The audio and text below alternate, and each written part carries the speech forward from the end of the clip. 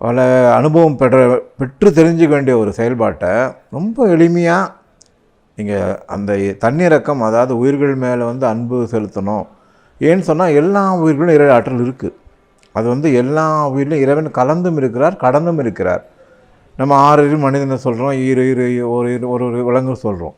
எல்லா உயிர்களும் என்னோட அந்த அருள் பெற்றவை. அதனால் இறை ஆற்றல் பெறணும்னு சொன்னால் முதல்ல அந்த தன்னிறக்கம் இருக்கணும், கருணை இருக்கணும், அன்பு. எல்லாமே வந்து பொருட்கள் வேறு வேறு அர்த்தத்தில் இருந்தாலும் சொல்லப்படுற விஷயம் ஒன்று என்னென்னா, அந்த ஜீவகாரண்யம் சொல்லக்கூடிய உயிர்கள் கொல்லாமை நெறியை வந்து நம்ம பின்பற்றணும்.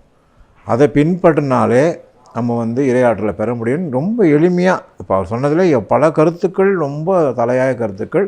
அது ரொம்ப எளிமையானதில் தலையாய கருத்து இந்த கருத்து தான். இந்த பாடல் சொல்கிறது அதெல்லாம். அப்படிப்பட்ட அற்புதமான வள்ளல் பெருமானுடைய வருகை அது. எல்லாம் வல்ல அருள் பெற்ற அருட்பெருஞ்ச ஆண்டவர் தான் அவர் வணங்கினார். அப்படிப்பட்ட அந்த திருவதா தினத்தில் நாம் வந்து அவரை பற்றி சிந்திக்கிறது வந்து மிகப்பெரிய பாக்கியம். அவருடைய அருள் வந்து நம்ம எல்லா அன்பர்களும் கிடைக்கணுன்றது தான் நம்மளுடைய விருப்பம்.